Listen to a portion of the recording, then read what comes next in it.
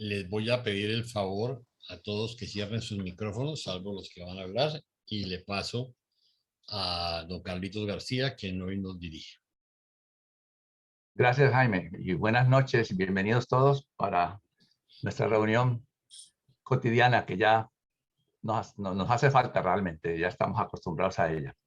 Así que entonces, para comenzar, primero les solicito que nos pongamos pues en modo de oración para, con una corta oración, comenzar en esta noche. Padre Universal, infinitas gracias te damos por permitirnos estar aquí reunidos para estudiar el documento de esta semana. Te pedimos que ilumines, guíes nuestras mentes para que comprendamos los eventos que vamos a leer, estudiar en esta noche. Así que ponemos este estudio en tus manos y sabemos que con la guía del Espíritu de la verdad y de nuestro ajustador de pensamiento obtendremos lo mejor para nuestro progreso espiritual.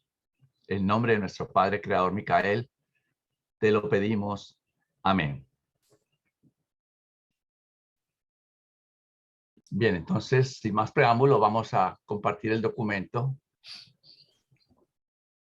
de esta noche. Bienvenidos, Ketty, y los que nos han saludado, y Yamile, por ahí vi a nuestro piloto. Buenas noches a todos, amigos. Bueno, Buenas noches. Hola, hola.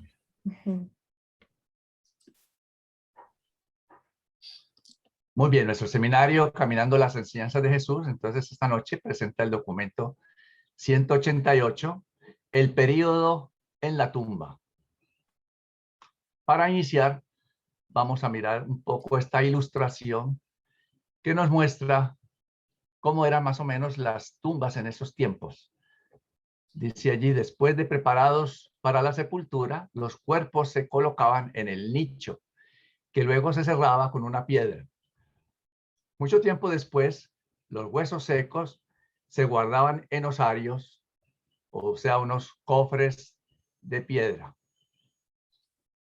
Esta es una ilustración de una tumba bastante grande, ¿verdad? La de Jesús era más pequeña. Y en la parte de abajo de esta ilustración, esta era el texto que la acompañaba. El emperador romano Adriano destruyó después del año 135 después de Cristo, la tumba que los primeros cristianos consideraban de José de Arimatea. Este dibujo se basa en un promedio de las medidas de 61 piedras rodantes de otras tumbas encontradas en el cercano Oriente. Estas tumbas se cavaban en la roca y solamente familias acaudaladas podían costeárselas. Se usaron durante 200 años. El cadáver se ponía sobre el banco para acondicionarlo y posteriormente se introducía en un nicho llamado coc. Con el tiempo, cuando la naturaleza transformaba el cuerpo en un esqueleto, los huesos se colocaban en pequeños cofres de piedra llamados osarios. Así que con esto nos introducimos al documento de esta noche. El período en la tumba. El día y medio que yació el cuerpo mortal de Jesús en la tumba de José, el período entre su muerte en la cruz y su resurrección, constituye un capítulo de la carrera terrenal de Micael, del cual poco sabemos. Y aquí quiero llamar su atención sobre esta expresión, poco sabemos, porque expresiones similares se van a ver muchas durante este documento. Podemos narrar la sepultura del Hijo del Hombre y poner en este registro los acontecimientos asociados con su resurrección, pero no podemos proporcionar mucha información de naturaleza auténtica sobre lo que realmente ocurrió durante este periodo de aproximadamente 36 horas, desde las 3 de la tarde del viernes hasta las 3 de la mañana del domingo. Este periodo de la carrera del maestro comenzó poco antes de que los soldados romanos lo bajaran de la cruz. Colgó de la cruz aproximadamente una hora después de su muerte.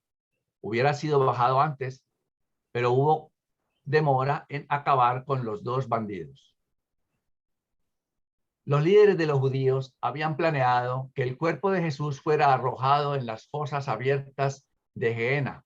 Gehenna era como un basurero, un lugar al sur de la ciudad donde se arrojaban los cadáveres de los crucificados, de otros delincuentes y de animales. Estaba, como ya dijimos, al sur de la ciudad. Así se acostumbraba a disponer de las víctimas de la crucifixión. Si se hubiera cumplido este plan, el cuerpo del maestro habría estado expuesto a las bestias. Mientras tanto, José de Arimatea, acompañado de Nicodemo, había ido ante Pilato pidiendo que les fuera entregado el cuerpo de Jesús para darle sepultura adecuada. Era frecuente que los amigos de los crucificados sobornaran a las autoridades romanas para obtener el privilegio de disponer de los restos. Mire, ya desde esas épocas tan lejanas, pues existía el soborno y la corrupción. José fue ante Pilato con una gran suma de dinero en caso de que fuera necesario pagar por el permiso de trasladar el cuerpo de Jesús a un sepulcro privado. Pero Pilato no quiso aceptar dinero por esto. En cuanto oyó la solicitud, enseguida firmó la orden que autorizaba a José a ir al Gólgota y tomar posesión inmediata y plena de los restos del maestro. Yo creo que Pilato hizo esto en una manera de vengarse un poco más de los judíos, algo similar a lo que ocurrió con el letrero que mandó a poner encima de la cruz. Mientras tanto, habiendo amainado considerablemente la tormenta de arena, un grupo de judíos que representaban al Sanedrín fue al Gólgota con el propósito de asegurarse de que el cadáver de Jesús fuera arrojado junto con los de los bandidos a la fosa pública abierta. Dejo un momentito de compartir por si acaso alguno tiene alguna observación o comentario que hacer. Si no, continuamos. Muy bien, pues entonces continuemos. Continúa ahora Rita.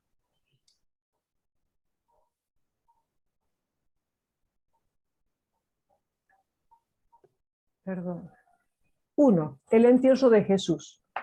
Cuando José y Nicodemo llegaron al Gólgota, encontraron que los soldados estaban bajando a Jesús de la cruz y los representantes del Sanedrín estaban de pie cerca para asegurarse de que ninguno de los seguidores de Jesús impidiera que su cadáver fuera llevado a las fosas comunes de los criminales. Al presentar José al centurión la orden de Pilato de que le entregara el cadáver del maestro, los judíos levantaron un tumulto y clamaron por su posesión. En su ira, intentaron apoderarse del cuerpo por la fuerza. Ante esta acción, el centurión llamó junto a él a 4 de sus soldados que, desenvainando las espadas, protegieron el cuerpo del maestro que yacía sobre el suelo. El centurión ordenó que los otros soldados dejaran a los 2 ladrones y controlaran a la multitud airada de judíos enfurecidos. Cuando se hubo restaurado el orden, el centurión leyó a los judíos el permiso de Pilato y, haciéndose a un lado, dijo a José: este cuerpo es tuyo para que hagas lo que creas conveniente. Yo y mis soldados permaneceremos aquí para asegurarnos de que nadie interfiera. Una persona crucificada no podía ser enterrada en un cementerio judío. Existía una ley estricta contra este procedimiento. José y Nicodemo conocían esta ley y, saliendo del Gólgota, decidieron enterrar a Jesús en el nuevo sepulcro de la familia de José, forjado en roca sólida, ubicado a corta distancia al norte del Gólgota, del otro lado del camino que conducía a Samaria. Nadie yacía aún en este sepulcro, y pensaron que era apropiado que allí reposara el maestro. José realmente creía que Jesús resucitaría de entre los muertos, pero Nicodemo tenía muchas dudas. Estos exmiembros del Sanedrín habían mantenido su fe en Jesús más o menos en secreto, aunque sus consanedristas tenían sospechas desde hacía mucho tiempo, aún antes de que ellos se retiraran del concilio. De aquí en adelante, se convirtieron en los discípulos más francos de Jesús en todo Jerusalén. Y acá me llamó mucho la atención esto que diga los más francos, o sea, me están diciendo que eran los más sinceros, los más honestos y los más leales. A eso de las 4:30, la procesión fúnebre de Jesús de Nazaret partió del Gólgota en dirección al sepulcro de José, del otro lado de la carretera. El cuerpo estaba envuelto en un sudario de lino y lo llevaban 4 hombres seguidos por las fieles mujeres de Galilea. Los mortales que llevaron el cuerpo material de Jesús a la tumba fueron José, Nicodemo, Juan y el centurión romano. Y este párrafo a mí me despierta un sentimiento de respeto, de devoción y de muchísima reverencia. Sigámonos, Carlitos. Transportaron los restos hasta el sepulcro, una cámara de unos 3 metros cuadrados, y allí rápidamente lo prepararon para la sepultura. Los judíos en realidad no sepultaban a sus muertos, los embalsamaban. José y Nicodemo habían traído grandes cantidades de mirra y aloe y procedieron a envolver el cuerpo con vendajes saturados en estas soluciones. Cuando terminaron el proceso de embalsamiento, ataron un paño alrededor de la cara, envolviendo el cuerpo en un sudario de lino y con reverencia lo depositaron en un anaquel de la tumba. Una vez que estuvieron los restos en la tumba, el centurión señaló a sus soldados que ayudaran a hacer rodar la piedra que sellaba la entrada del sepulcro. Después, los soldados procedieron a Gehenna con los cadáveres de los bandidos, mientras los demás volvían a Jerusalén acongojados para cumplir con la Pascua según las leyes de Moisés. Ahí dice, Gehenna en el judaísmo es sinónimo de infierno o purgatorio, lugar de tortura de los condenados y de tormento para los pecadores. El entierro de Jesús se hizo deprisa y con apuro, porque era la vigilia del sábado. Los hombres se apresuraron de vuelta a la ciudad, pero las mujeres permanecieron junto a la tumba hasta que se hizo muy de noche. Mientras ocurría todo esto, las mujeres estaban escondidas allí cerca, de modo que vieron todo y observaron a dónde había sido sepultado el maestro. Lo hicieron así porque no les estaba permitido a las mujeres asociarse con los hombres en momentos como este. Estas mujeres pensaban que Jesús no había sido preparado en forma adecuada para el entierro y acordaron entre ellas regresar a la casa de José, descansar el sábado, preparar especias y ungüentos y retornar el domingo por la mañana para preparar los restos del maestro en forma adecuada para el reposo de la muerte. Las mujeres que así permanecieron junto a la tumba este viernes por la noche fueron María Magdalena, María la mujer de Clopas, Marta, otra hermana de la madre de Jesús, y Rebeca de Séforis. Tengamos en cuenta acá entonces que María, su mamá, no estaba presente. Aparte de David Zebedeo y José de Arimatea, muy pocos de los discípulos de Jesús comprendían ni lo creían realmente que él resucitaría de la tumba el tercer día. Y volvemos a hacer otra pequeña interrupción para si alguno tiene algún comentario, alguna pregunta.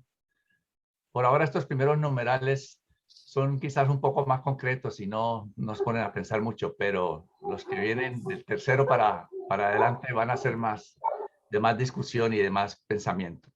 Pues entonces continuemos. Espera, Carlitos. Perdón, Arturo perdón, ahí levantó la está mano. Arturo. Ok, si me ayudan por favor, porque si no veo quién levanta la mano. Sí, Arturo, ¿cómo no? Gracias, Carlitos. Buenas tardes, hermanos. Buenas noches.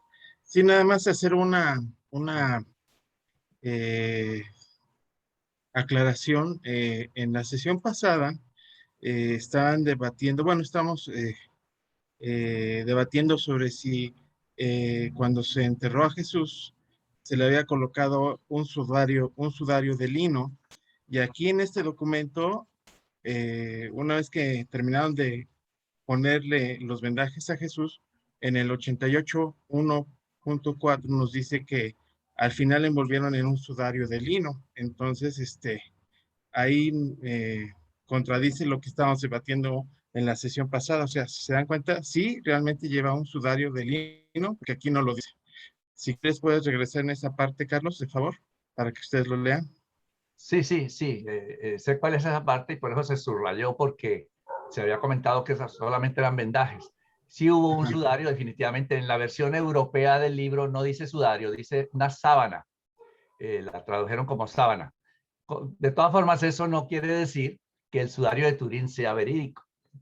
Claro, sí, por A supuesto. todos los difuntos se les colocaba un sudario, seguramente. Eso era parte del proceso, ¿verdad? Sí. Ahora que comparta de nuevo, pues entonces ponemos un momentito esa parte para que la podamos ver. Gracias, Ketty, creo Carlos. que había levantado la mano. Eti.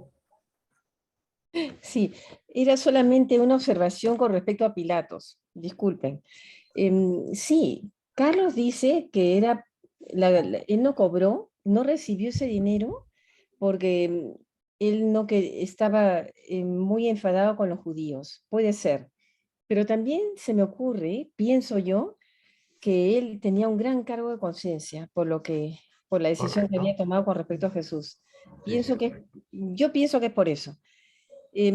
También tengo entendido que él sí conocía a José de Arimatea y le tenía aprecio. No sé si eso lo he leído en el libro de Durante, pero con respecto a lo otro, pienso que sí, que él no cobró sencillamente porque tenía un cargo de conciencia.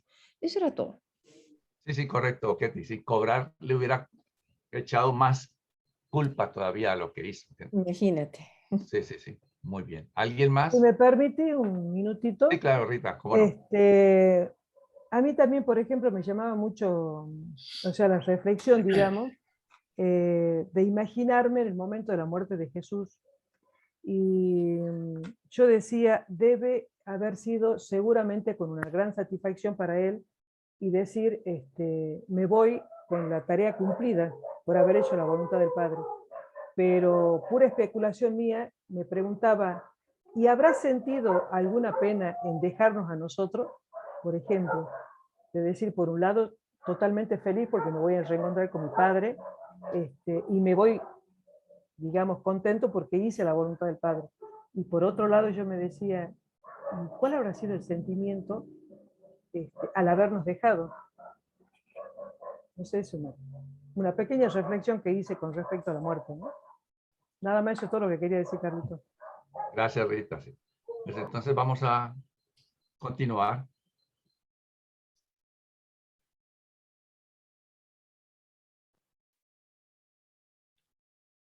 Y un momento acá, lo que comentó Arturo, correctamente, sí. Primero con vendajes saturados, pero posteriormente se envolvió el cuerpo en un sudario de lino. Muy bien. Vamos ahora con el numeral número 2, la vigilancia de la tumba. Aunque los seguidores de Jesús no hicieron caso de su promesa de resucitar de la tumba el tercer día, sus enemigos sí la recordaron. Algo curioso, ¿verdad? Los enemigos sí recordaron esa promesa, mientras que sus seguidores no hicieron mucho caso de ella. Los altos sacerdotes, los fariseos y los saduceos recordaban que habían recibido informes según los cuales él había dicho que resucitaría de entre los muertos. Este viernes por la noche, después de la cena pascual, alrededor de la medianoche, un grupo de líderes judíos se reunió en la casa de Caifás y allí discutieron sus temores sobre las afirmaciones del maestro de que resucitaría de entre los muertos al tercer día. Esta reunión finalizó con el nombramiento de un comité de sanedristas con la misión de apersonarse ante Pilato temprano al día siguiente, llevando la solicitud oficial del Sanedrín de que se apostara una guardia romana ante la tumba de Jesús para impedir que sus amigos la tocaran. El portavoz de este comité dijo a Pilato: Señor, recordamos que este engañador, Jesús de Nazaret, dijo cuando estaba vivo: resucitaré al cabo de 3 días. Por lo tanto, nos presentamos ante ti para solicitar que emitas órdenes para asegurar el sepulcro contra sus seguidores, por lo menos hasta después del tercer día. Mucho tememos que los discípulos vayan y se roben el cuerpo durante la noche, afirmando luego ante el pueblo que él resucitó de entre los muertos. Si permitimos que esto suceda, este error podría ser mucho peor de lo que hubiera sido permitirle que siguiera viviendo. Cuando Pilato oyó esta solicitud de los sanedristas, dijo: os daré una guardia de 10 soldados, id por vuestro camino y aseguraos de que la tumba esté a salvo. Volvieron al templo, juntaron a 10 de sus propios guardianes y se marcharon a la tumba de José, aunque era sábado, por la mañana, con estos 10 guardianes judíos y 10 soldados romanos para colocarlos de centinelas ante la tumba. Estos hombres hicieron rodar una piedra más ante la tumba y colocaron el sello de Pilato alrededor de estas piedras y sobre ellas, para asegurarse de que nadie las moviese sin el conocimiento de ellos. Y estos 20 hombres permanecieron en vigilia hasta la hora de la resurrección.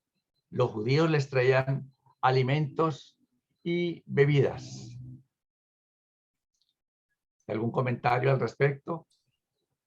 Entonces continuamos con el numeral número 3, que está a cargo de Mónica.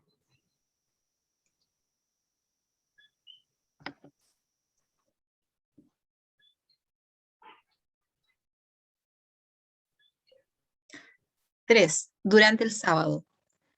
Durante todo este sábado, los discípulos y los apóstoles permanecieron ocultos, mientras todo Jerusalén hablaba de la muerte de Jesús en la cruz. Había casi 1,5 millones de judíos presentes en Jerusalén en este momento, que provenían de todas partes del Imperio Romano y de Mesopotamia. Era este el comienzo de la semana de Pascua, y todos estos peregrinos que estaban en la ciudad se enterarían de la resurrección de Jesús y llevarían la nueva a sus sitios de origen. Ya avanzada la noche del sábado, Juan Marcos convocó en secreto a los 11 apóstoles para que fueran a la casa de su padre, donde poco antes de la medianoche se reunieron en el mismo aposento superior donde 2 noches antes habían compartido la última cena con su maestro. María, la madre de Jesús, junto a Ruth y Judá, volvió a Betania para reunirse con su familia este sábado por la tarde, poco antes de la puesta de sol. David Zebedeo se quedó en casa de Nicodemo, pues había hecho arreglos para que sus mensajeros se reunieran allí temprano la mañana del domingo. Las mujeres de Galilea, que habían preparado especias para embalsamar mejor el cadáver de Jesús, estaban aún en la casa de José de Arimatea. Y aquí comenzamos nuevamente con cosas que los seres intermedios tampoco pueden explicar. Por lo tanto, yo creo que para nosotros va a ser un poco complicado entenderlo. No podemos explicar con exactitud qué le ocurrió a Jesús de Nazaret durante el transcurso de ese día y medio en que supuestamente estuvo reposando en la nueva tumba de José de Arimatea. Aparentemente murió la misma muerte natural en la cruz que hubiese sufrido cualquier otro mortal en las mismas circunstancias. Le oímos decir: Padre, en tus manos encomiendo mi espíritu. No comprendemos plenamente el significado de esa declaración, puesto que su ajustador de pensamiento había sido personalizado con mucha anterioridad y por consiguiente sostenía una existencia por separado del ser mortal de Jesús. El ajustador personalizado del Maestro no podía de ninguna manera ser afectado por su muerte física en la cruz. Lo que Jesús puso por ese momento en manos del Padre debe haber sido la contraparte espiritual del trabajo temprano del ajustador al espiritualizar la mente mortal para permitir la transferencia de la transcripción de la experiencia humana a los mundos de estancia. Debe haber habido cierta realidad espiritual en la experiencia de Jesús, análoga o similar a la naturaleza del espíritu, o alma de los mortales de fe creciente en las esferas. Pero esto es simplemente nuestra opinión. No sabemos en verdad qué fue lo que Jesús encomendó a su Padre. Sabemos que la forma física del Maestro reposó allí en la tumba de José hasta las 3 de la mañana del domingo aproximadamente, pero estamos totalmente inciertos con respecto al estado de la personalidad de Jesús durante ese periodo de 36 horas. En algunas ocasiones nos hemos atrevido a explicarnos a nosotros mismos estas cosas más o menos como sigue. 1. La conciencia de ser creador Micael debe haber estado separada y totalmente libre de su mente mortal asociada a la encarnación física. 2. Sabemos que el ex ajustador del pensamiento de Jesús estuvo presente en la tierra durante este periodo y al mando personal de las huestes celestiales reunidas. 3. La identidad espiritual adquirida del hombre de Nazaret, que se fue desarrollando durante su vida en la carne, primero mediante los esfuerzos directos de su ajustador del pensamiento y más tarde mediante su perfecto ajuste personal entre las necesidades físicas y los requisitos espirituales de la existencia mortal ideal, llevado a cabo a través de su constante decisión de cumplir la voluntad del Padre, debe haber sido confiada a la custodia del Padre en el paraíso. No sabemos si esta realidad espiritual verdaderamente volvió para formar parte de la personalidad resucitada, pero creemos que sí. Pero existen en el universo los que sostienen que esta identidad de alma de Jesús reposa ahora en el seno del Padre y será después liberada para asumir el liderazgo del cuerpo de la finalidad de Nevadón en su destino desconocido en relación con los universos aún no creados de los reinos sin organizar del espacio exterior. 4. Creemos que la conciencia humana o mortal de Jesús durmió durante estas 36 horas. Tenemos motivo para creer que el Jesús humano nada supo de lo ocurrido en el universo durante este periodo. Para la conciencia mortal no existió ese lapso. La resurrección de la vida siguió al sueño de la muerte como si fuera el mismo instante. Y esto es casi todo lo que podemos afirmar sobre el estado de Jesús durante este periodo en la tumba. Existe una cantidad de hechos correlacionados a los que podemos aludir, aunque apenas sí tenemos la suficiente capacidad para atrevernos a interpretarlos. En el gran patio de la sala de resurrección del primer mundo de estancia de Satania, se puede observar actualmente una magnífica estructura material monumental, conocida con el nombre de Monumento Conmemorativo de Micael. ¿Se imaginan cómo puede ser ese monumento? Que ahora lleva el sello de Gabriel. Este monumento fue creado poco después de la partida de Micael de este mundo y lleva esta inscripción. Carlito, más. ¿Puedes subir, por favor?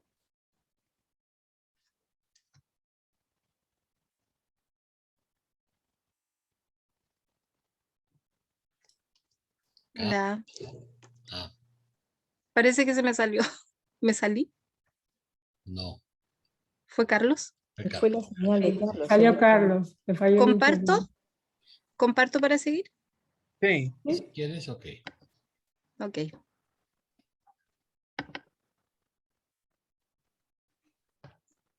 Ya, voy a continuar leyendo entonces y luego lo saco.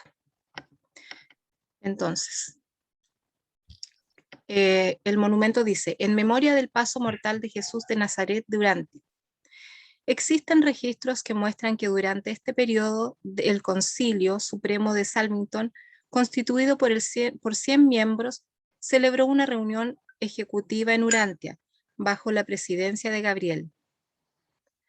También hay registros que muestran que los ancianos de los días de Ubersa se comunicaron con Micael sobre el estado del universo de Nevadón durante este periodo.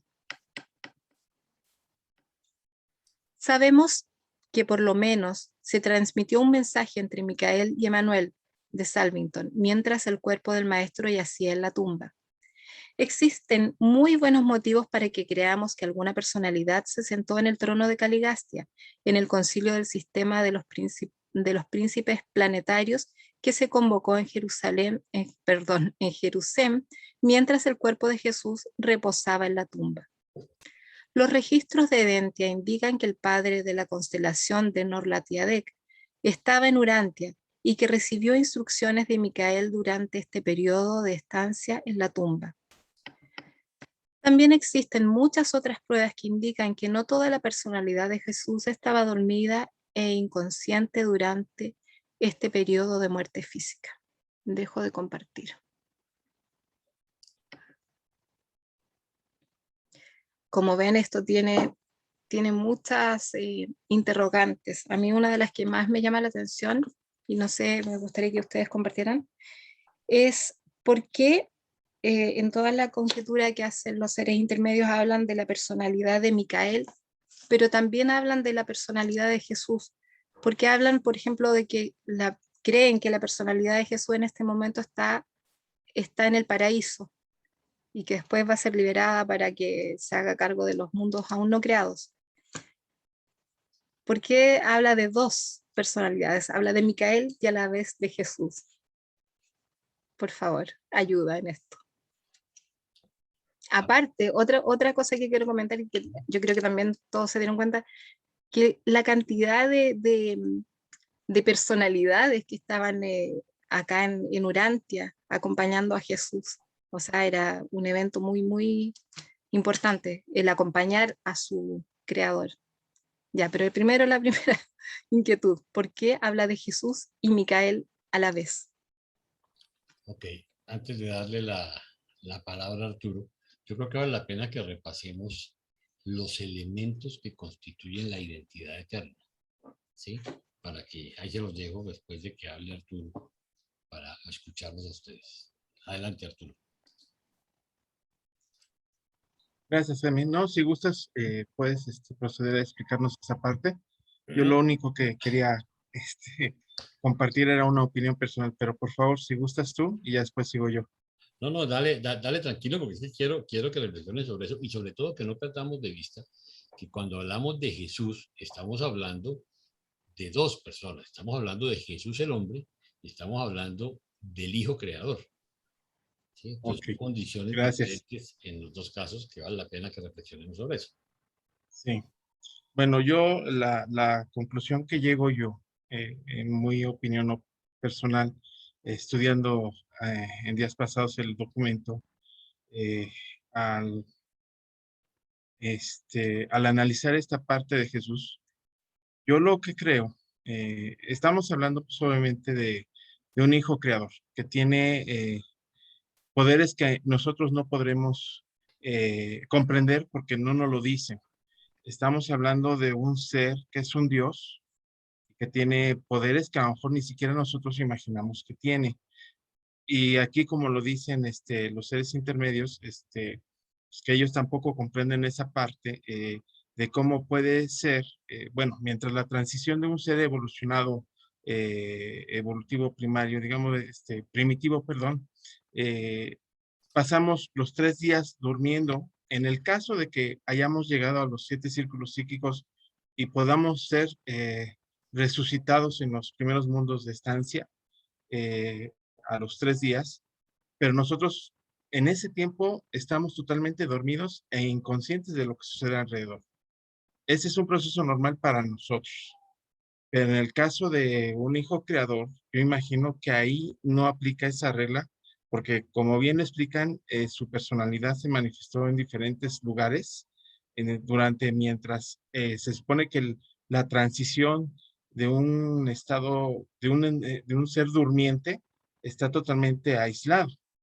Entonces ya con eso a mí me dice que estamos hablando de un ser que tiene dones muy grandes que si ellos no lo saben como seres intermedios o simplemente los arcángeles o seres más evolutivos que nosotros no tienen ese conocimiento, a nosotros yo creo que como también lo dice el libro de Urantia, no nos pueden dar todo ese conocimiento porque no tendríamos la capacidad de comprender todo eso.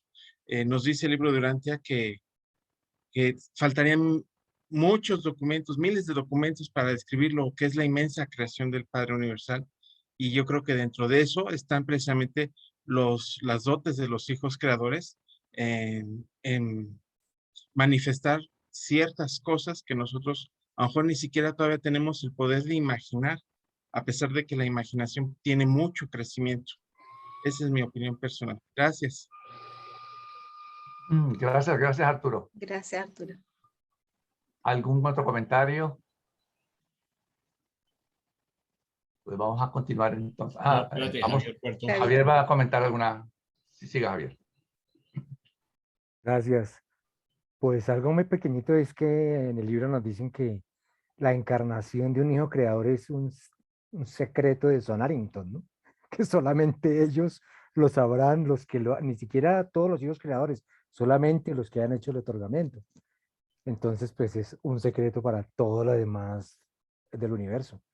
Pienso que siendo Jesús un humano no logró toda la grandeza como hijo creador, no la manifestación, como dijo Alfonso, como no es toda la manifestación de su grandeza. Pienso que es una parte, sería otra parte de la identidad diferente a la de nosotros. Y también quería comentar algo de lo que dijo Mónica, también de lo que más me impactó en ese documento es que dicen que el concilio supremo del universo se realizó aquí en Urantia, o sea, que fueron más de 100 miembros, imagino que será la élite de todo del universo local, que se reunieron en este planeta para hacer el concilio supremo en esa reunión. Gracias. Bien, Ahora Javier. sí, Jaime, si nos explica la identidad. A ver, yo sí quisiera que recordemos que estamos hablando de dos personas. Estamos hablando de un hombre y estamos hablando de un Dios, ¿sí? Jesús logró el desarrollo más grande que un humano había podido lograr como hombre, ¿sí?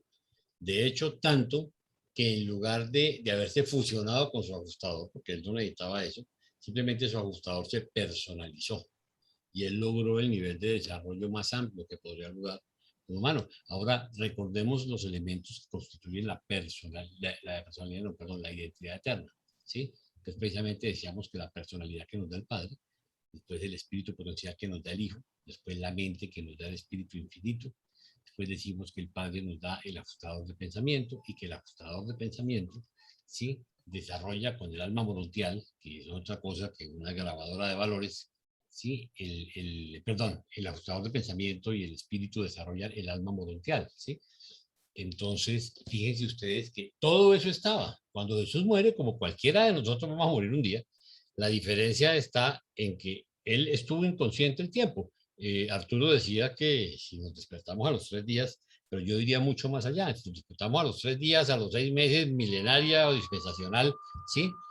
No importa si duramos 1000 años, va a ser exactamente igual. O sea, recordamos el momento de muerte, recordamos el momento de resurrección y es como si hubiera sido un sueño, o sea, es inmediato. No hay conciencia del periodo pasado durante el estado en que permanecemos muertos, ¿sí? De hecho, en nuestras partes, el ángel nos explica que el ángel de la guarda unos registros, que nuestro ajustador se va, si nosotros merecemos sobrevivir, se va para reunirse con el Padre. O sea, cada parte tiene un comportamiento. Eso Jesús cumplió todos los requisitos, ¿sí? Entonces, su cuerpo permaneció 36 horas en la tumba. ¿Por qué es interesante esto? Es interesante por muchos aspectos. Primero, aquí vamos a ver, y tal vez lo vamos a ver en documentos más adelante con mayor profundidad, y es que el Jesús humano lo vendan, porque acuérdense que como no había tiempo de balsamarlo, lo que hacen es con vendajes, lo dejan cual momia con especias para que no haya una descomposición o para que no sea muy dramática la descomposición mientras tenían tiempo de hacerlo, aunque fíjense que Nicodemo decía que él sí estaba claro de que iba a resucitar. Y cuando llegan al cuerpo de Jesús, recordemos cómo estaba. Por eso es que digo que el tema del manto definitivamente no es, ¿sí? Porque lo que hacen es, cual momia, lo envuelven y lo colocan sobre una sábana. Y aquí lo llamamos sudario, lo colocan. Cuando llegan y ven, las sábanas aparecen dobladitas encima y los vendajes, o sea, simplemente desapareció el cuerpo. Ya sabemos qué es lo que pasa durante ese periodo, ¿correcto? O sea que el cuerpo no tuvo contacto con esa sábana sudario. Hubiera sido lo mismo si lo envuelven en un sudario, como era tradición, y entonces hubiera tenido alguna posibilidad, aunque sabemos que tampoco iba a ser el tema del manto de Turín. Ahora miremos por el otro lado, el Dios. El Dios, pasan dos cosas. Él cuando llega a su otorgamiento, él como Dios, porque finalmente es un humano que es Dios, entrega su vida y la vuelve a tomar. Entonces, el cuerpo está cumpliendo exactamente lo mismo que tiene que cumplir el mismo proceso que como hombre cumpliremos todos, ¿sí?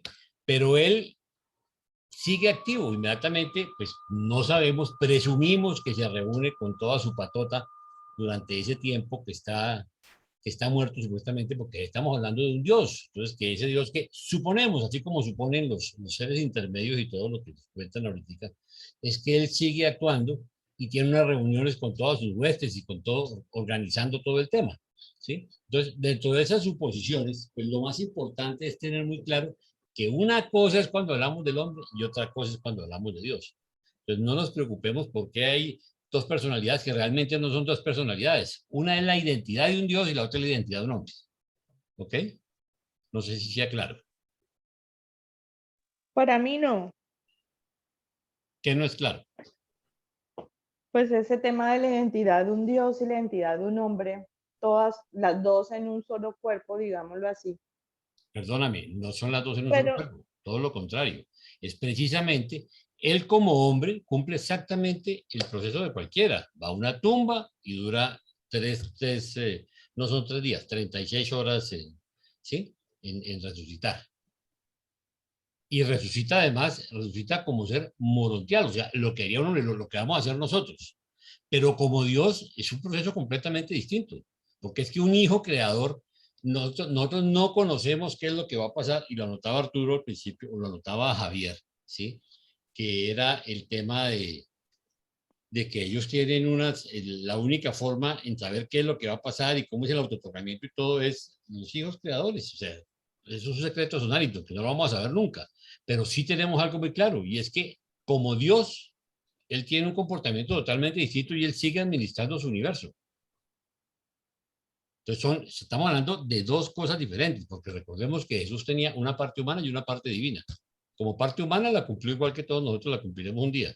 Y como parte divina, pues no sabemos, los mismos seres intermedios suponen qué es lo que pasa, pero se sabe que sí estaba actuando en sus reuniones en el universo local. Jaime, en el documento 100, documento 100, en el numeral 7, los reveladores describen el temperamento de Jesús o digamos que yo no sé si será temperamento o bueno, cómo llamarle a eso, o la identidad de Jesús, o sea, hay una cantidad de adjetivos que los reveladores le colocan a Jesús aquí que cuando uno lee, o yo personalmente cuando hago lectura de este documento, de este numeral, yo me enamoro más de él, cada vez que lo leo me enamoro más. Cuando nosotros nos encontremos con Micael, como dice también los reveladores, que en alguna parte una de esas etapas de nuestro camino, nos encontremos con Micael, nosotros vamos a encontrar esa Micael con estos rasgos de Jesús, o vamos a encontrar, o no va a haber nada de estos rasgos, o sea, porque es que hablar de dos personalidades, del Dios y del hombre, ¿quién se mostró? ¿El Dios o se mostró el hombre? ¿O se mostraron los dos cuando El au- estuvo aquí? A ver, El hombre. el autootorgamiento es de Jesús humano. De hecho, el documento 100 está hablando de la experiencia humana y los atributos que le dan es a una condición a los atributos de un hombre espectacular, que fue el que vino y se reveló, un hombre como no De ha existido acuerdo. sobre la tierra, ¿correcto? Nos está hablando del Jesús humano. Casualmente, lo que perdió la historia, el conocimiento que tenemos del Jesús humano, a Jesús lo edifican, porque ¿qué es lo que nos enseñan las supuestas escrituras? Que nace, que no se sabe nada después de la matanza de los inocentes, lo esconden, después aparece el niño en el templo, después hablan de una vida oculta y después hablan de la vida pública. Y resulta que la parte más valiosa, que es el autootorgamiento, que es mostrarnos cómo un ser humano puede llegar a vivir una vida totalmente diferente como la vivió Jesús. Y esos atributos que nos hablan la gente que nos está revelando la información es casualmente del Jesús humano. Están hablando de un hombre. Cómo ese hombre logró hacer la voluntad del Padre y realmente ser una persona excepcionalmente diferente y miércoles, pues es las enseñanzas de la vida de Jesús, que es lo que tenemos en la parte cuarta del libro que estamos estudiando. Pero no olvidemos que estamos hablando de un hijo creador que se autootorga. Entonces es muy importante que mantengamos la perspectiva. Todos esos atributos que tú hablas es de Jesús el hombre. Ahí todavía nos están hablando del hombre. No sé si soy claro. Gracias, Jaime. Gracias. ¿Listo, Carlitos? ¿Alguna otra observación o comentario? Si no, para continuar. Bien, pues entonces vamos a compartir. Mónica terminó su parte 3, ¿verdad?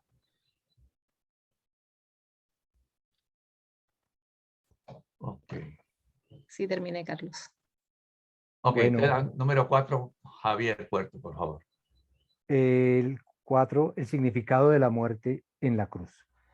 De aquí en adelante pongamos mucho cuidado porque estos dos últimos numerales son la parte en todo el libro donde es más claro y exacto la explicación de la falsa expiación, lo que es la expiación que casi todas las religiones cristianas manejan.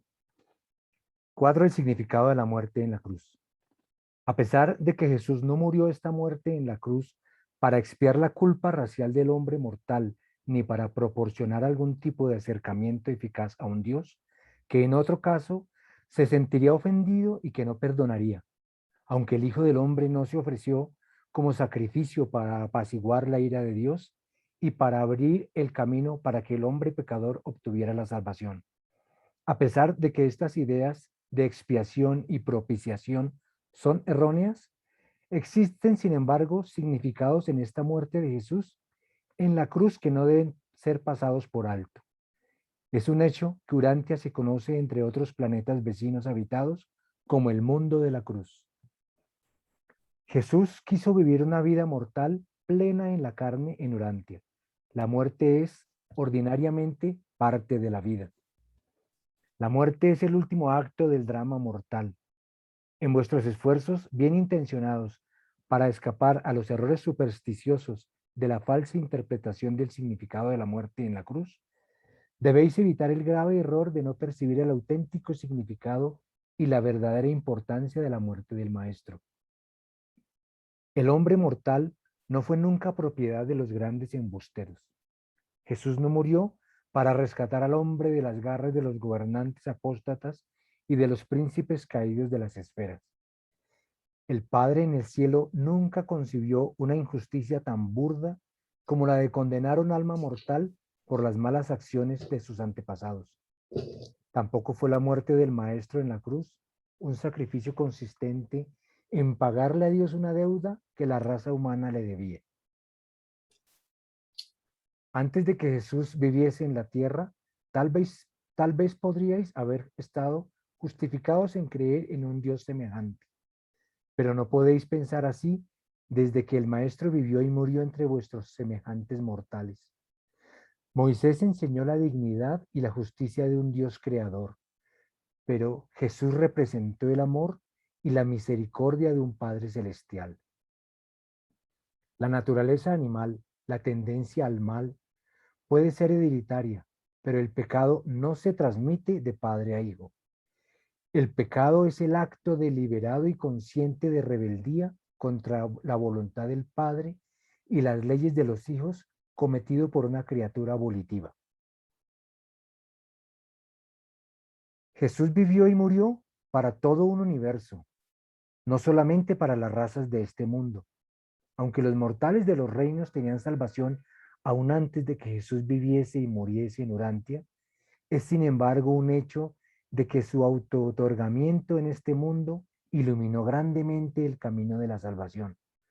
Su muerte mucho hizo por aclarar para siempre la certeza de la sobrevivencia mortal después de la muerte en la carne.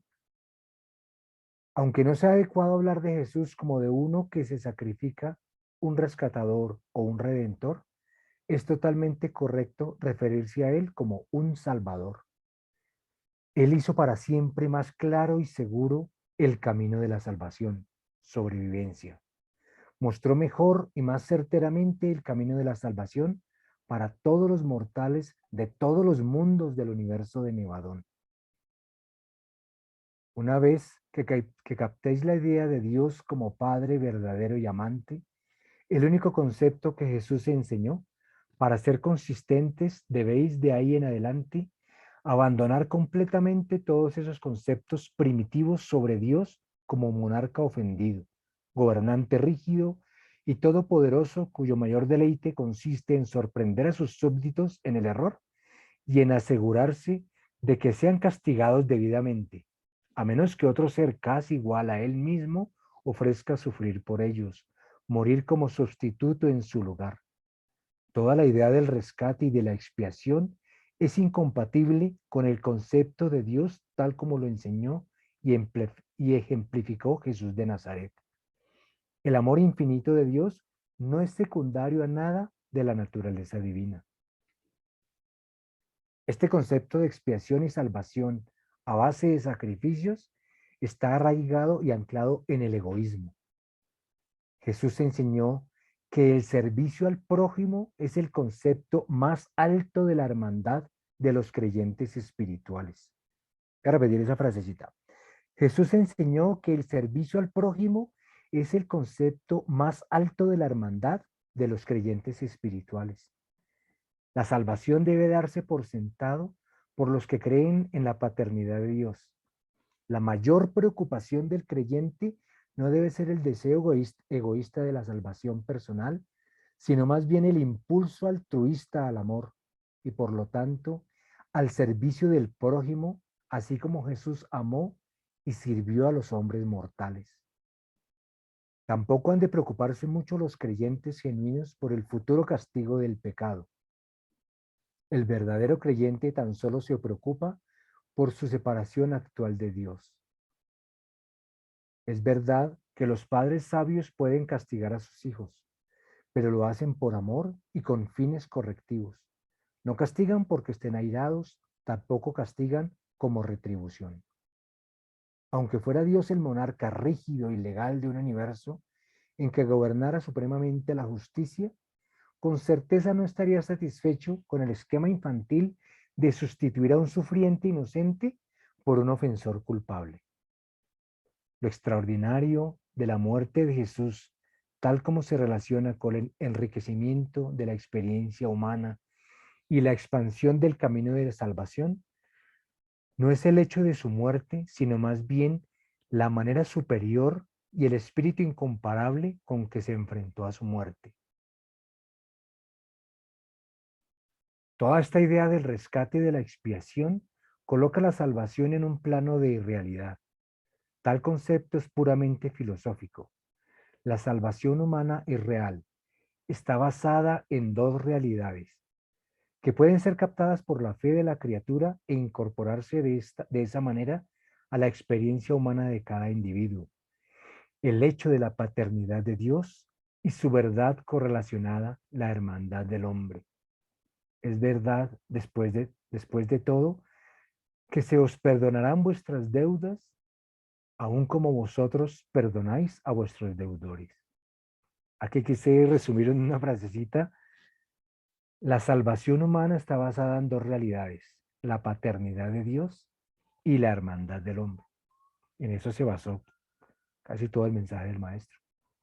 Y hay 3 reflexiones para que cada uno la miremos en el corazón. ¿Siento la necesidad de servir a mis hermanos? ¿Tenemos temor del castigo por nuestros errores? ¿No hago algo que esté mal por temor o por conciencia?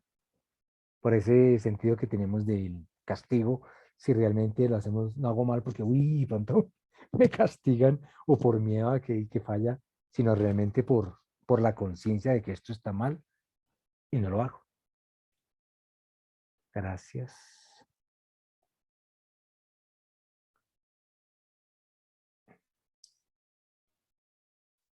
¿Algún comentario o pregunta con relación a este numeral?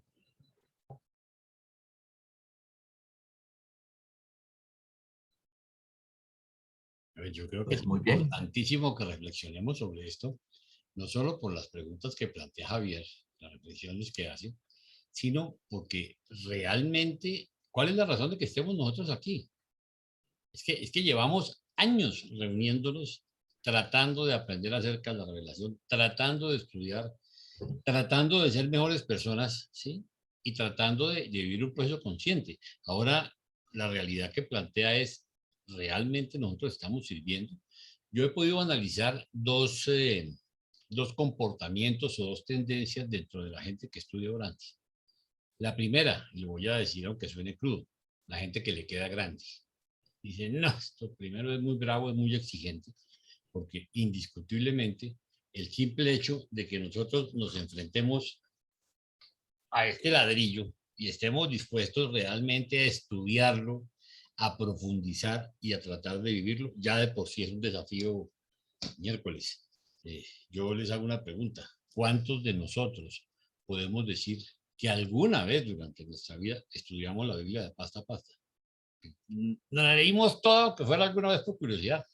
Yo me atrevería a decir que la mayoría nunca llegó, es más, no les pasó ni por la imaginación. De pronto estudiamos algunos aspectos de algunas partes del Nuevo Testamento y era lo que los curas le leían en la misa, ¿sí? O se tocaba. Todos leyeron el Apocalipsis.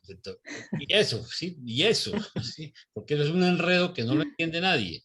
Porque es que el apocalipsis que hoy tenemos a lo que se dio no tiene nada que ver, ¿no? Pero finalmente, hoy cuando nos enfrentamos a 2000 páginas casi, ¿quién realmente está dispuesto a estudiarlas? Porque por sí es dispendioso el estudio. Ustedes saben que es un libro que no es fácil de digerir y de discernir. Entonces, que requiere constancia, que requiere dedicación. Miren ustedes ahorita que estamos planeando arrancar con la nueva versión del libro en español revisada y decidimos poder hacerlo como se hizo este curso, con toda la calma, con todo el análisis. Estamos enfrentándonos a un estudio mínimo, barato, a 4 años. ¿Sí? Pero así facilito, porque es muy sencillo. Son 196 documentos, son 196 semanas. ¿Sí? Quíntale navidades, festivos, cosas, y estamos hablando de 4 años larguitos. Entonces, miren ustedes el desafío que es para mantener esta dinámica de estudio y tratándonos de aprender y tratando de servir. Ahora viene la otra pregunta que sea Javier. ¿Nosotros realmente estamos sirviendo? ¿Cuál sería una forma de servir? Porque es que si yo trato de ser mejor persona, ¿cuál es mi comportamiento dentro de mi entorno? Mi entorno es mi familia, mi esposa, mis hijos, mis vecinos, mi entorno laboral, mi entorno social. ¿Qué estoy haciendo yo? Y aquí no se trata, recordemos, de predicar ni de ponernos como, con todo respeto, como pastor protestante, ¿sí? Tratando de buscar clientes y de convencer a la gente. Y nosotros no tratamos de convencer a nadie. Pero es que hay una diferencia. Nosotros llevamos el mensaje que nos dio Jesús, que aprendemos en esta revelación y tratamos de compartirlo, y el que lo quiera aceptar bien y el que no, pues no ha pasado nada. Pero realmente el comportamiento de la gente que estudia Orantia, perdónenme, pero es muy pobre, porque la gente no quiere aceptar compromisos. Entonces la pregunta y la reflexión que se Javier es muy valedera. ¿Qué estoy haciendo yo a nivel de servicio con mis hermanos? Es algo que debemos plantearnos nosotros, y no solo qué estoy haciendo, sino qué voy a hacer. Porque el hecho de que a lo mejor no lo haya hecho quiere decir que estaba sufriendo un proceso en el cual me estaba preparando pero ya llegó la hora de que, bueno, ¿y ahora yo qué hago con la información recibida? Entonces, esa es una reflexión muy valiosa y ahora sí quisiera oír, pues ahora sí, Arturo, que había levantado la mano. Gracias, Jaime. Bueno, yo lo que quería compartir es respondiendo las preguntas de Javier y lo que tú nos preguntas. Bueno, en mi caso muy personal, desde que yo leí el libro y lo terminé, me quedó muy claro el mensaje que me daba, que era servir. Bueno, yo por naturaleza hablo, como les digo, a nivel personal, pues yo soy una persona que me gusta ayudar desinteresadamente y sin pedir nada a cambio. Siempre ha sido mi naturaleza.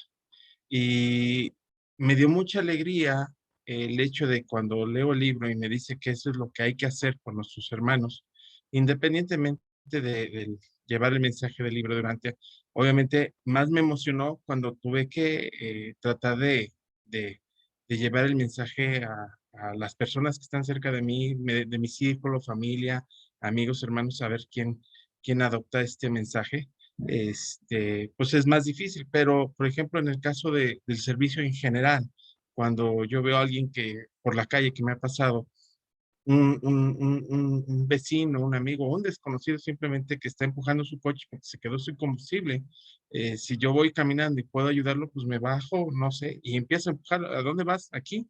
Y así es un ejemplo, por decir, de lo que he hecho yo en cuestión de servicio, ¿no? Y ahora en cuestión del servicio eh, referente al mandato del libro durante, pues es cada vez de que tengo la oportunidad y veo que se presenta el momento, porque sabemos que no siempre se puede presentar el momento para hablar del libro, que no todos están dispuestos a escuchar, pero cuando siento la sinergia de alguien que sí puede ser susceptible al mensaje, simplemente empiezo a platicar de un libro que realmente me ha dado mucho paz, sobre todo paz interior. Eso es lo que ha causado mucho por mí, el libro de Urantia. Y empiezo a platicarle, le empiezo a decir, mira, te quiero recomendar un libro, léelo. Para mí es mi Biblia, es algo que realmente me ha dado mucha paz, mucha tranquilidad. Me ha respondido muchas dudas interiores en la parte de servicio de lo que yo hago. Y, por ejemplo, algo que sí me dio mucha tranquilidad, el libro, respondiendo a la segunda pregunta de Javier, es si tengo miedo a mis pecados. Yo creo que todos tenemos muchos errores como seres humanos, y más que nos infundan por ciertas formaciones de épocas anteriores a nuestra infancia, a nuestra juventud, ahora como adultos, eh, dependiendo de la religión que nos inculquen en su momento, pues te dicen que no hay que hablar maldecir, etcétera, etcétera. Yo no soy una persona egoísta, no creo, me creo yo una persona buena, realmente no, incluso aunque me hagan daño a mí de la forma personal, nunca o procuro no tener rencor a esas personas. Realmente yo ahorita no tengo odio contra nadie, aunque a mí me hayan herido internamente, al contrario, los perdono por ese lado. Bueno, mi situación en mi vida personal ha sido muy gratificante, muy bendecida, entonces realmente estoy muy agradecido a Dios por eso. Yo sé que no todos podemos vivir una vida como la mía, porque esa es una realidad. Hay personas que viven, simplemente mis amigos, mis compadres, que luego están viviendo vidas muy difíciles. Hay seres en mi vida que quisiera yo incluso resolverles su vida, pero no puedo, no tengo la capacidad. Por ejemplo, en cuestiones económicas, tengo unos familiares o unos compadres que están sufriendo mucho económicamente y hago lo que puedo para ayudarles. Por ejemplo, les hago un préstamo, les hago formas de trabajo para que generen dinero, porque pues, un préstamo no resuelve su problema. Necesitamos resolverlo de raíz. Entonces, eso, pues trato de hacerlo. No siempre están mis posibilidades, pero es algo que yo hago. Por ejemplo, algo que el libro me dio mucha gratificación es de que aunque yo esté haciendo muchos errores, si yo me arrepiento con sinceridad dentro de mí, yo sé que el Padre me va a perdonar. Y todo lo que hago es siempre pidiéndole que sea su voluntad, eh, tratando no de quedar bien con él, simplemente hacer bien las cosas. Ok. Gracias, es lo que quería compartir. Gracias, gracias Arturo. Luis tenía la mano levantada. Sí, yo creo que frente a la realidad que nos aterriza hoy, que nos aterriza el documento, que nos aterriza Jaime, es que es un tema muy complicado, tremendamente complicado, tan complicado como tiene tantas aristas como almas tiene este mundo o este universo. Pero yo no voy a decir si ayudo o no ayudo. Pues, mi tema de si ayudo pues es un tema mío con Dios, no más. Pero sí es importante resaltar, algo que quiero resaltar es que tanto me ha servido el libro a mí, estos documentos, este libro número 4, la parte 4, el ejemplo de Jesús, eh, es a mí, es a mí para ayudarme a mí mismo. Es a mí para cambiar a mí mismo de ciertas cosas, porque no todos tuvimos, digamos, ese rigor o ese juicio educacional desde la infancia, no todos fuimos una iglesia, no todos tuvimos un buen ejemplo, no todos tuvimos un camino como los han tenido muchas personas que fueron a la iglesia, tuvieron un ejemplo, tuvieron unos ejemplos de unos padres, pero sí el cambio que debe tener uno con uno mismo. Uno tiene que vencerse a uno mismo. Es una de las, uno tiene que trabajar en uno mismo. Y seguramente en medio de ese camino pues tendrá la oportunidad de ayudar a otras personas.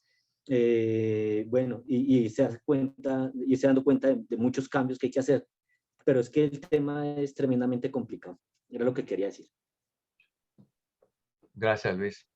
Entonces vamos a continuar con el siguiente numeral y después entonces podemos hacer muchos más comentarios.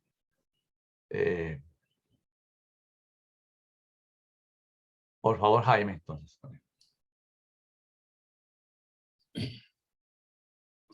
5. Las lecciones de la cruz.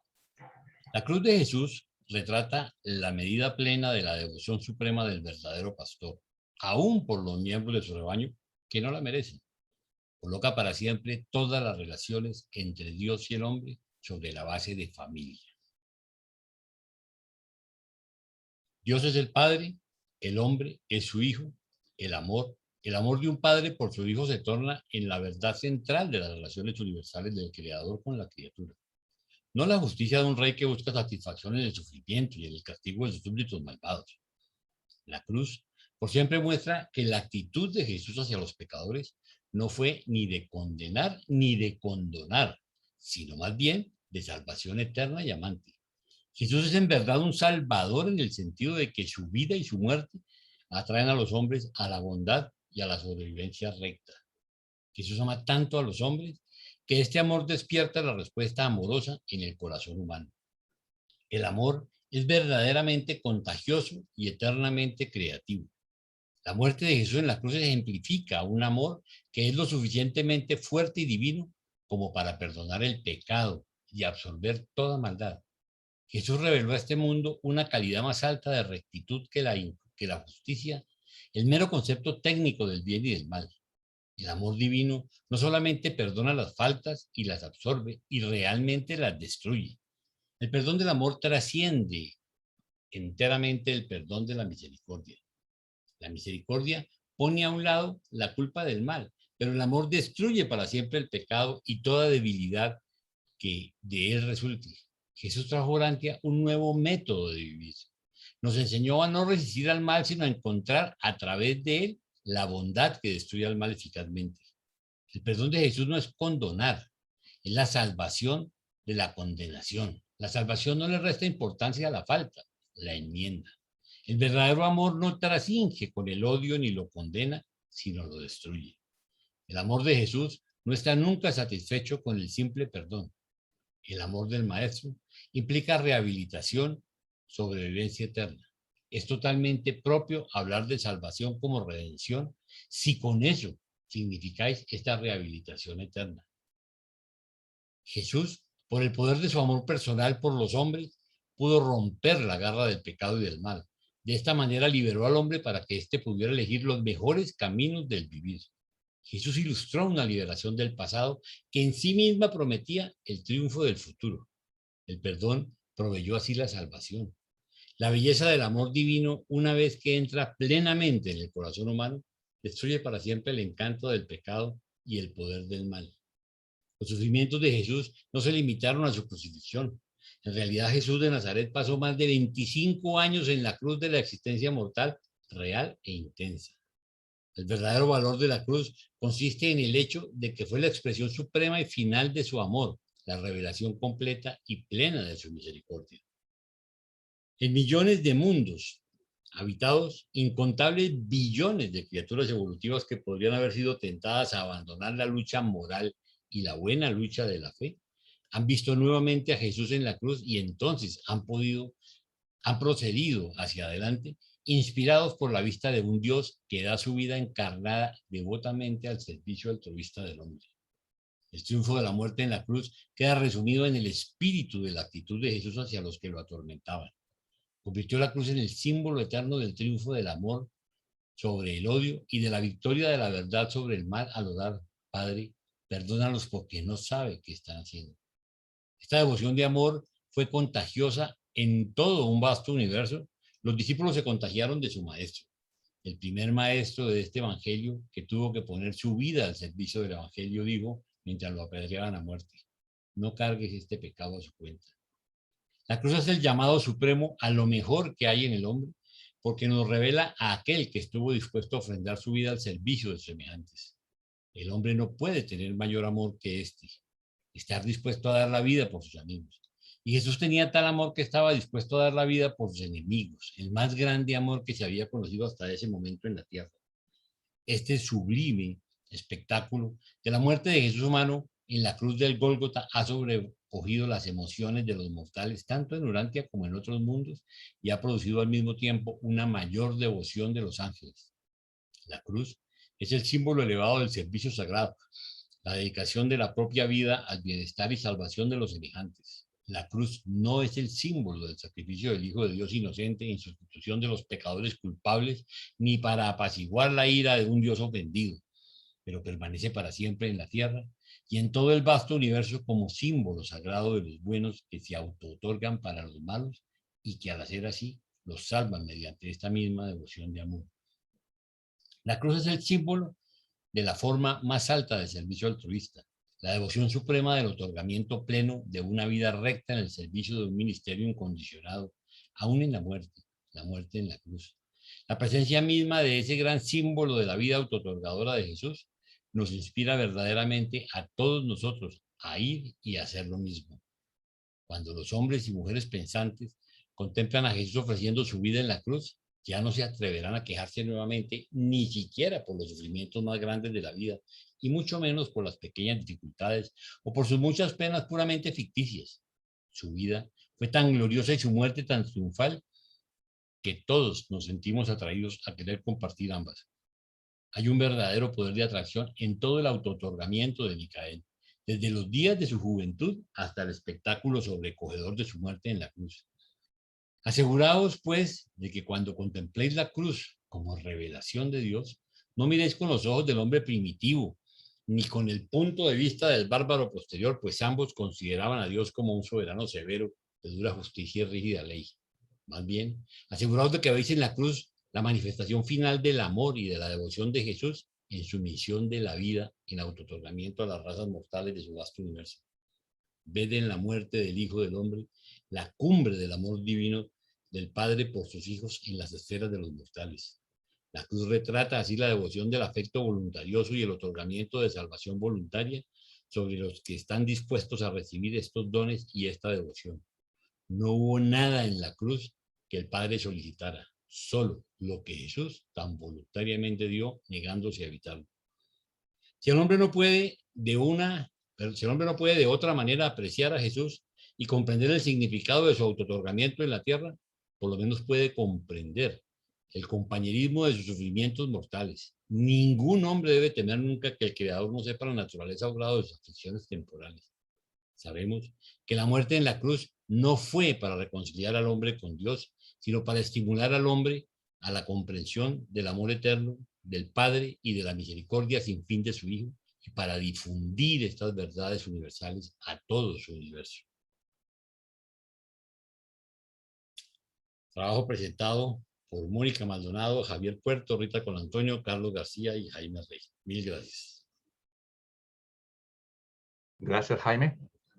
Pues entonces, Ahora escuchamos alguna pregunta o comentario relacionados con el documento en general o este numeral en específico, el número 5. Osvaldo, entonces, por favor. Hernando primero. Bueno, Hernando.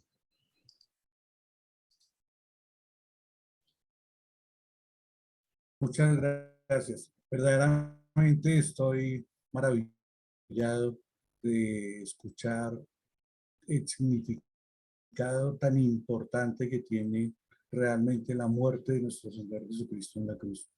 Nos enseña, pienso yo, que nosotros también debemos auto-otorgarnos en alma, vida, en corazón a los demás. Todo nuestro ser debe estar enfocado a eso, a sensibilizarnos con los demás, a estar atentos a cualquier manifestación nuestra de amor para con todo el mundo. Me parece maravilloso eso, auto-otorgarnos a los demás, como el Señor lo hizo por todos nosotros. Ese era mi comentario, Jaime. Muchas gracias. Gracias, Hernando. Osvaldo. Sí, buenas noches a todos. Yo quería referirme, pues primero que todo, es un maravilloso documento, profundas enseñanzas como toda la cuarta parte del libro, efectivamente, y pues es extraordinario, realmente lo pone a uno a pensar muchísimo. Pero independiente de eso, yo quería referirme un poquito a la duda que tuvo en algún momento en uno de los numerales Estercita y que tan asertivamente Jaime aclaró frente a la percepción, digamos, de Jesús como ser humano y como espíritu. Yo quería decir que definitivamente tenemos que tener en cuenta lo que los reveladores nos dicen. Ellos manifiestan que ni siquiera ellos entienden cómo es esa situación. En mi opinión, hay tres estados que todos conocemos de acuerdo a la revelación. Uno es el estado físico, el otro es el estado moroncial y el otro es el estado espiritual. Cuando nosotros hablamos del estado físico, toda esa iconografía que hemos desarrollado los seres humanos por las descripciones de Jesús y por el boca a oído que ha habido a través del transcurrir de estos 2020 y pico de años después de Jesús, pues nos lo imaginamos de alguna manera así. Hay gente que lo pinta como si fuera judío, hay otros que lo pintan mono, hay otros que lo pintan como un nórdico, etcétera, etcétera, porque realmente de Jesús no quedó ninguna imagen. Él no vino a dejar ninguna imagen, entonces nadie puede decir cómo fue él. Entonces cuando Estercita habla de rasgos y de cómo lo vamos a ver después de la muerte a él, si lo vamos a ver como espíritu o como... Yo creo que esa ya es una opinión mía. Tampoco digo que eso sea cierto, pero me baso en el libro. Yo creo que hasta el momento de la resurrección nuestra, o sea, el momento que entramos en el estado de moroncia, nos podemos reconocer, porque el libro enseña que resucitamos más o menos con un cuerpo de 30 años, pero de ahí en adelante saber cómo es un ser espiritual, y no podemos negar que ver un espíritu, yo creo que para ver una persona o un estado espiritual, nosotros necesitamos estar en ese mismo estado espiritual para poderlo reconocer. Entonces esos rasgos, no podemos hablar de rasgos. Y si acaso yo reconozco a Jesús allá por los rasgos, pues voy influenciado por toda esa iconografía de la que hablé. Entonces realmente era eso lo que yo quería dejar como claro. Y me disculpan que siempre hable tanto. Gracias. Oh, gracias, Osvaldo. ¿Algún otro comentario? Wilson. Bueno, hola a todos y buenas noches. Pues yo la verdad, yo quiero aterrizarme y no volar en las alturas. Y viendo ese texto, este documento, lo que nos pide acá es algo que yo creo que en este momento ninguno está preparado para hacerlo, porque lo que exige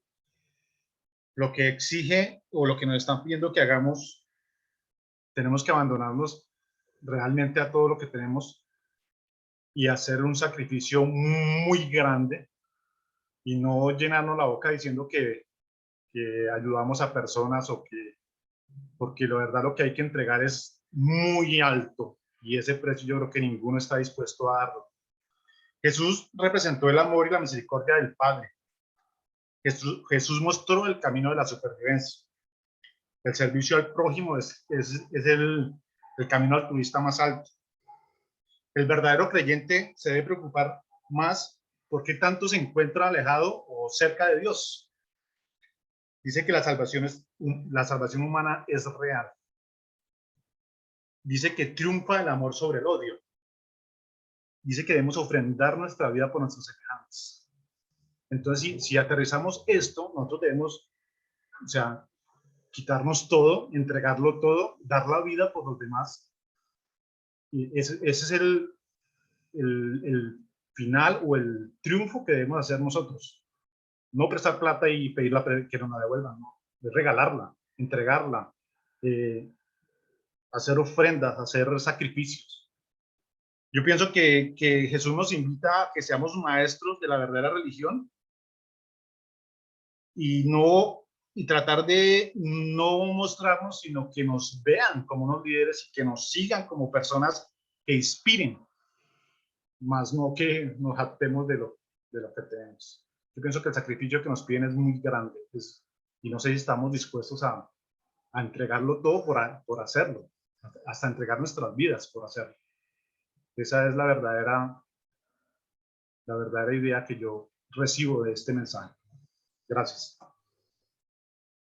Gracias, Wilson.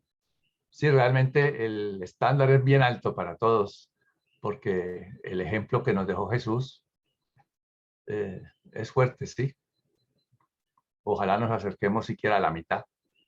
Ya eso sería demasiado para nosotros, o por lo menos para mí. ¿Algún otro comentario? O reflexionar sobre este documento que realmente vale la pena, como todos realmente, leerlo 2, 3, 4, 5 veces. Cada que uno lo lee, nuevamente le encuentra algo nuevo, entiende algo diferente. Siga, Jaime. A ver, yo creo que definitivamente nosotros debemos tener claro algo, y es que lo que nunca recibimos de las enseñanzas de Jesús fue al Jesús humano, fue a Jesús el hombre, ¿sí? Y esas características que hablaba Esther, es del hombre que todos debíamos tener como ideal llegar a ser. Osvaldo hablaba de una imagen, ¿sí?, de ese hombre. Yo pienso que la imagen de ese hombre no es importante. No es importante si Jesús tenía un rasgo, entre otras cosas porque no lo vamos a conocer y cuando lo conozcamos vamos a ver como si nos estuviéramos viendo cualquier otro hombre, ¿sí? No estamos viendo un Dios porque un Dios se convierte en hombre para vivir las experiencias en las condiciones, yo diría, adversas que podría pasar cualquier ser humano, y lo hace con premio aclamado. O sea, nos da un ejemplo de amor, de dedicación, de sabiduría. Si ustedes miran la vida de Jesús como niño, fue maravillosa, como adolescente fue espectacular, su vida adulta fue espectacular, la forma como fue padre hermano, la forma como manejó el tema con su mamá, la forma como amó a su hermano rebelde, o sea, realmente todos esos atributos que nos hablaba Esther del documento, que es cuando comienza realmente a hablar de las características de ese Jesús humano, es el humano en que nosotros debemos tratar de convertirnos, por lo menos tratando de emular esas características de un humano, ¿sí? En este momento es Jesús de Nazaret, pero aquí están pidiendo que sea esas características, que Wilson pueda hacerlo parecido, que Arturo pueda hacerlo parecido, que Javier, que Osvaldo, que Hernando, o sea, que cada uno de nosotros pueda coger lo máximo de ese ejemplo de vida en cuanto a características de bondad, belleza y verdad, ¿sí? Pensar ahorita en que nosotros podamos ser como un hijo creador es lo más ridículo y es decir, es no tener claro qué es lo que nos han enseñado durante todos estos 196 documentos, ¿sí? Porque casualmente es muy claro la definición cuando nosotros nos cuentan en la primera parte de lo que es universo central, quién es la Trinidad y cómo es todo el rollo administrativo de los 8 billones de planetas habitables, y después cuando nos hablan del universo local y nos habla Jesús como un Dios de toda la administración, como decimos, pasamos de macro a micro, y después nos hablan de la historia durante, a donde vemos y empezamos a desmitificar el tema de las escrituras, porque descubrimos que la historia no solo son 6.000 años, ¿sí?, de la Biblia, o 10.000 de los escritos más antiguos chinos, sino hay 1.000.000 de años de historia con un montón de vacíos históricos y geográficos, porque no podemos negar que la Atlántida existió, que el Lemurio existió, que el continente de Mu existió, y que no tenemos la información, ¿sí? O sea, tenemos unos vacíos históricos y geográficos impresionantes porque el planeta ha cambiado, ¿sí? Se han hundido continentes, han salido otros, esta vaina sigue cambiando y aparte lo que nos queda nos lo seguimos tirando nosotros. Entonces, pretender que vamos a conocer eso es un tema tan apasionante, pero que vale la pena dedicarle tiempo a ese estudio porque es algo maravilloso, ¿sí? Pero después cuando llegamos a la vida y enseñanzas de Jesús y nos muestra cómo tratar de ser un hombre ideal, cómo vivió Jesús, porque Jesús no nació en cuna de oro, ¿sí? Jesús tuvo que luchar mucho, Jesús tuvo que pasar muchas necesidades, tuvo que sufrir mucho. Y ver con el amor que entrega su vida por nosotros, para darnos un ejemplo, para hacer la voluntad del Padre, miércoles. ¿Qué más necesitamos? O sea, no necesitamos emular, no pretendamos emular un Dios. Es lo más ridículo, jamás podríamos hacerlo, pero sí podemos tratar de parecernos a ese hombre ejemplar en cuanto a sus características de comportamiento. Y eso es básicamente a lo que nos invita este documento. Gracias. Gracias, Jaime. ¿Algún otro comentario? Si no, pues entonces hoy terminaríamos un poco más temprano. Vamos, Osvaldo, sí, cómo no. No, es para agregar solamente que nuestro hermano Jesús, Padre Micael de Nevadón, puso un punto muy alto, pero bien alto. Gracias. Así es, sí, cómo no. Bueno, mi querido Carlitos, y a cada una de las personas que nos ayudaron, a Mónica. Flor quiere hablar, Presa. A Rita. Bueno, Mónica, dale. Sí, nada más Flor, quiero hacer referencia a este detalle que lo acaban de leer y dice, el triunfo de la muerte en la cruz queda resumido en el espíritu de la actitud de Jesús hacia los que lo atormentaban. Y esto me hizo recordar uno de los soldados que estaba alrededor, o sea, cuando lo estaban crucificando, sin duda era una actitud agresiva, ¿no? Actitud en contra de Jesús. Pero Jesús, bajo su actitud, logró no solamente el reconocimiento por parte de ese soldado, sino además lo hizo a su causa. Y esa es una enseñanza sensacional, porque solamente con la actitud, solamente con eso podríamos revertir cualquier actitud negativa en otras personas que nos rodean, y sin decir nada, simplemente actuando, simplemente con lo que transpiramos, con una actitud positiva. Claro, esa es una actitud especial, más que positiva. Gracias, eso era todo. Gracias. Sí, correcto. El ejemplo dice mucho más que 1000 palabras. Siga, Jaime. Bueno, y quiero agradecerle especialmente a Carlos, que estuvo a cargo de la dirección de la clase, a Rita, a Mónica, a Javier, y a todos ustedes por su perseverancia, por estar aquí, por el amor con que vienen a esta clase, y para que, de nuevo, tratemos de reflexionar cómo ser mejores personas y cómo llevamos este mensaje de amor a nuestros hermanos. Les agradezco mucho. Y... Perdón un segundito, perdón, Sí, Jaime. Lausu quería hablar, no sé qué pasó. Había levantado la mano 2 veces, Lausu. Creo que no era la mano, sino... Yo quería expresar algo, pero si hay tiempo, si no, Dale, no. dale. Sí. Bueno, perdónenme que no me pongo en cámara, pero no puedo ahorita.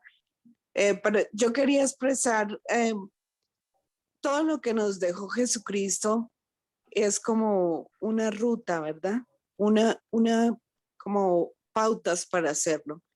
Pero lo que he aprendido es que no tenemos que apurarnos por cumplir todo. Creo que debemos ir a paso. Tenemos que corregir muchas actitudes, muchas cosas que tenemos que nos toca superar día a día. Y otra cosa que es muy importante que he aprendido es que tenemos que ser muy honestos con nosotros mismos, muy honestos con los demás y desarrollar nuestro amor por los demás, porque indiscutiblemente el gran amor que tenemos por nosotros mismos es muy grande y poder ir cambiando el amor de nosotros por el amor de los demás es un proceso, es un camino largo que nos cuesta y que nos hace pulir cada día. Y pulir quiere decir dolor y pulir quiere decir cambio. Eso es todo lo que quería decir. Muy amables, gracias. Gracias, Luzul. Paulita tiene levantada la mano ahí. Paulita, el micrófono. ¿Se te oye mejor con el micrófono? No lo encontraba. Ya se me había perdido el micrófono. Bueno, yo quería hacer un comentario. En este numeral, algo que es impresionante y que verdaderamente merita nuestra atención son las lecciones de la cruz. O sea, yo quería hasta proponer que pusiéramos esa parte y viéramos algunas de lo que tienen ya subrayado, que está perfecto. O sea, es tan profundo lo que dice ahí, como después de leer este numeral, y hablo de mi caso en particular, desde la primera vez que lo leí, cada vez que lo leo cambia y cambia mi visión. O sea, la cruz muestra la actitud de Jesús, ¿no? Hacia los pecadores. O sea, no los condena, ni los perdona, ¿no? Pero es el camino, o sea, lo hace ver como la salvación eterna, el amor, la misericordia. Es un numeral impresionantemente rico en cuanto a contenido. El amor personal de Jesús a los hombres. Por un lado, te da el sufrimiento, pero al mismo tiempo la misericordia, ¿no? Es realmente impresionante, son tantas cosas. Y los tengo que felicitar porque realmente las pusieron exactas. O sea, para que uno las vea, para que no te pierdas, sino que llegues ahí y te llegan. O sea, a mí en lo particular me llegaron muy profundo. Ese numeral es verdaderamente bello. Yo lo desmenuzaría y hablaría, pero pues mejor en otra ocasión lo haremos, porque ya alguien también levantó la mano. ¿Quién era? Yo la acabo de ver. Gabriela. Gabriela. Ah, Liliana. Liliana. Perdón, Liliana. Bueno, Gracias. gracias.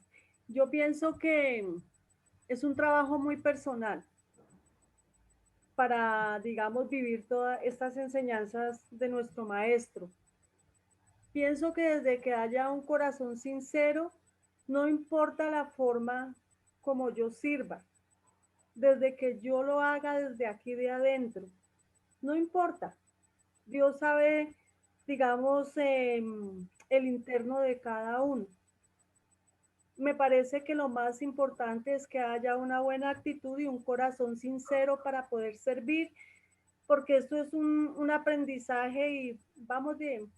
Unos irán más adelantados, otros vamos más despacio, pero es algo como muy personal, pienso yo, ¿no?